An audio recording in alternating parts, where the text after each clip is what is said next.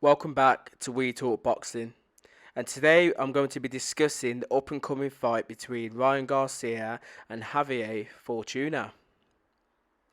Now, this fight is scheduled for July the 16th, and it's going to be Garcia's second fight back after his struggles, obviously being out of the ring for nearly over a year with mental health as well. Now, both fighters obviously are highly ranked in their organisations, in all four organisations, sorry. Obviously, Garcia being ranked number 5 with the Ring Magazine, number 10 with the IBF, number 2 with the WBC, and number 6 with the WBA. Whereas Fortuna, is ranked number 9 in the Ring Magazine, and number 11 with the WBC, and number 9 with the WBA.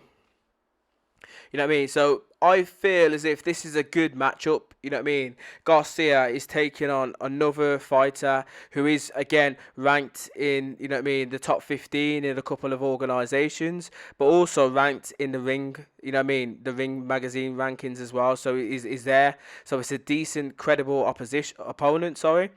So hopefully, this might be a little bit more of a sturdy test for Garcia.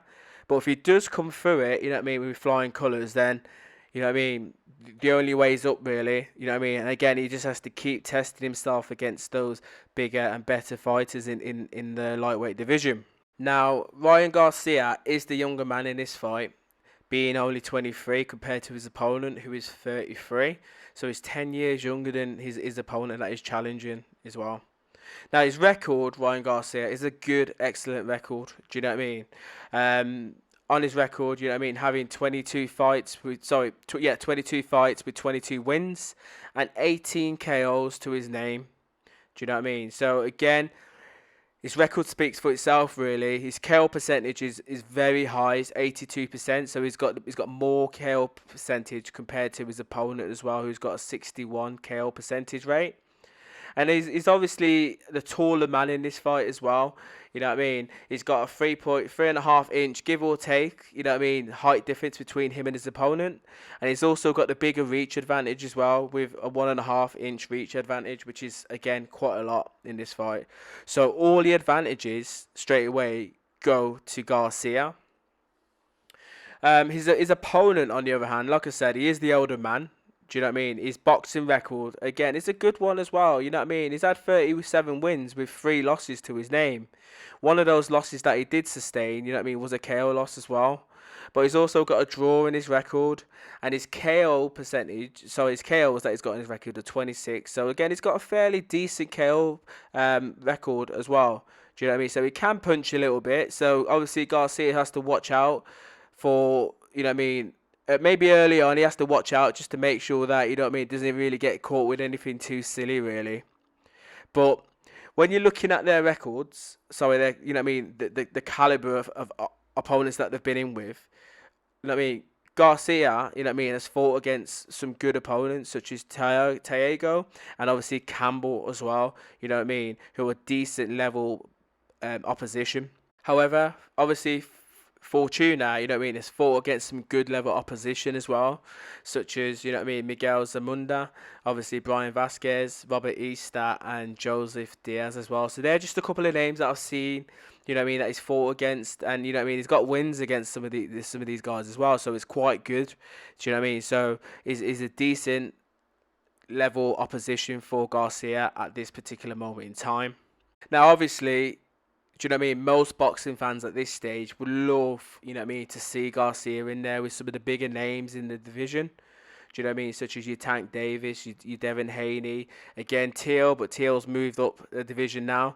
And, maybe a Lomachenko and stuff. But for me, do you know what I mean? With Garcia having a year out, with some struggles, obviously mental health struggles and stuff like that.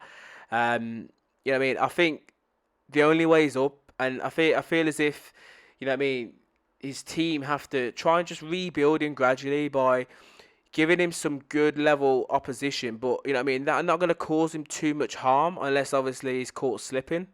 So I feel as if, a couple more, not tune-up fights, but a couple more fights where they're against sturdy opposition. We'll just rebuild Garcia, give him the confidence that he needs. Do you know what I mean? And again, you know what I mean. He's only recently just changed trainers as well. Do you know what I mean? He's left Eddie Reynoso, so again, he's learning with his new trainer. So again, they're going to be building on, you know what I mean, certain weaknesses that Garcia has, but also coming up with game plans as well, and just working on his technique that a little bit more. So I feel as if this opponent, obviously Fortuna, is a good test at this stage, and if he does come through this fight, obviously, without taking too much punishment, then again I'd love to see him in there with another Fortuna type opponent, someone who isn't gonna, you know what I mean, be a big hitter, or you know what I mean, potentially take Garcia into the big deep, you know what I mean, at this stage of his career. But you know what I mean, Garcia's last performance for me, you know what I mean, it was his first performance back after being out after a year. And I thought it was a good performance, you know what I mean? Obviously, his opponent, you know what I mean, came out, obviously was always looking for the big shots. And you could tell from early on that obviously that Garcia was the better boxer in the ring. Do you know what I mean? He used the jab really well, Garcia. And at times he was always coming over with the more eye-catching type of shots, such as the overhand right and then the uppercut and stuff. But, you know what I mean? The last opponent was a sturdy one as well. Do you know what I mean? But for me, the boxing skills, the class, the speed, the footwork, the movement, everything like that came from Garcia. And like I said, with him being out, you know what I mean, with nearly over a year, it was a good performance in his last one. So hopefully we can see another good performance on the 16th, and that could again just keep progressing Garcia going forward, because I believe in Garcia. I think that he's going to be, you know what I mean, one of the next best boxers, you know what I mean, American boxers really. And you know what I mean, he has to just keep himself level-headed and grounded really.